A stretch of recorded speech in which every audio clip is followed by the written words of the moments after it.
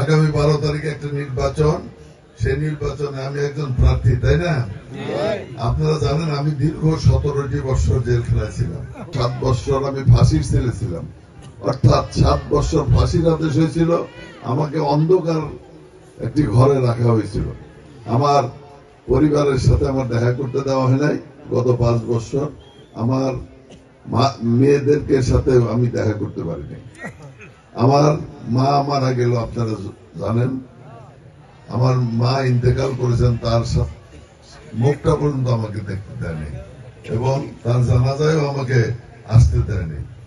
এই অবস্থার মধ্যে আমি দীর্ঘদিন ছিলাম এবং পরম করুণাময় আল্লাহ তাআলার অশেষ রহমতে আমি মুক্ত হয়ে এসেছি। আপনারা দোয়া করেছেন, অনেকেই দোয়া করেছেন না? মা বোনেরা দোয়া করেছেন, রোজা রেখেছেন। এই জন্যই আপনাদের কাছে কৃতজ্ঞ, মা বোনদের কাছে কৃতজ্ঞ এবং আল্লাহ তাআলার কাছে আমি হাজার হাজার বার শুকরিয়া আদায় করি। আপনারা জানেন একটি দল আজকে বিভিন্ন জায়গায় ইসলামের কথা বলে মা বোনদেরকে, বিশেষ করে আমাদের দেশে মানুষ সরল না, মা বোনরা আরো সরল, তাই না? তাদেরকে ভুল বোঝানোর চেষ্টা করা হচ্ছে। ইসলামের নাম করে যে অমুক জায়গায় ভোট দিলে জান্নাতে যাওয়া যাবে বা অন্য কিছু বলা হয় নাকি? তো জান্নাতের মালিককে একমাত্র আল্লাহ তাআলা, নাকি? এবং পরম করুণাময় আল্লাহ তাআলা যদি আমাদের উপরে সন্তুষ্ট হয় এবং আমাদের প্রিয় নবী রাসূল করিম সাল্লাল্লাহু আলাইহি ওয়াসাল্লাম আমাদেরকে যদি সাফায়াত করেন, তাহলে একমাত্র আমরা জান্নাতে যেতে পারবো। অন্য কোন লোক সুপারিশ করলে যেতে পারবো?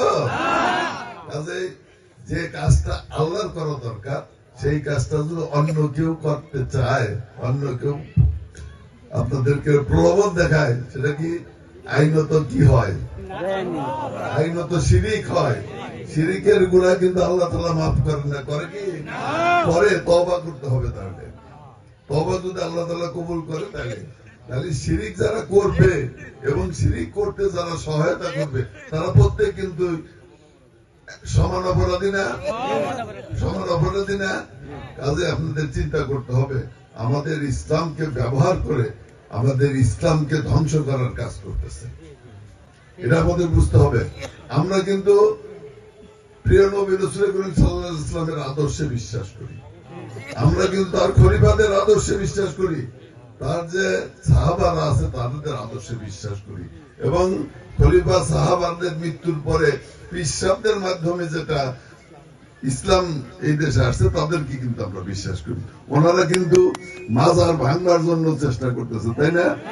তাহলে আপনাদের খেয়াল রাখতে হবে যে তারা ইসলামটাকে কোথায় নিয়ে যায়, ধ্বংস করতে চায়। আমরা মদিনার ইসলামকে বিশ্বাস করি, অন্য কোন ইসলাম বিশ্বাস করি, ঠিক না? আমাদের নেতা জিয়াউর রহমান সাহেব ক্ষমতায় আসার পর আপনাদের মনে আছে, প্রথমে তিনি সংবিধানে বিসমিল্লাহির রহমানির রহিম স্থাপন করছিল, মনে আছে? তিনি কিন্তু এই দেশে ইসলামিক মূল্যবোধের সরকার প্রতিষ্ঠা করেছিল। আমরা সেই ধারার লোক। সেই জন্য আপনাদেরকে বলতে চাই যে ওনারা যাই বলুক, জামাত ইসলাম মানে কি জানেন? জামাত মানে আমার ইসলাম, মানে আমার ইসলাম।